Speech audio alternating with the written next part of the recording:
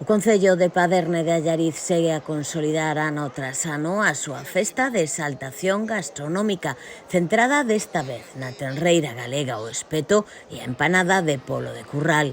A combinación destas dúas exquisiteces foi o prato forte da quinta edición, unha animada xornada no pabillón municipal con actividades lúdico-deportivas para a cativada e a amenización musical da charanga El Tatú.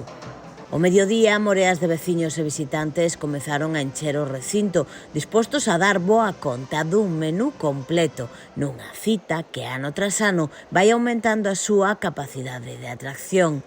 En total servíronse 150 kilos de tenreira e 30 empanadas de medio kilo. Na sobremesa chegou o sorteo de diferentes agasallos cos tiques da comida, o que axudou a animar aínda máis unha xornada solleira e de moito calor en Paderne.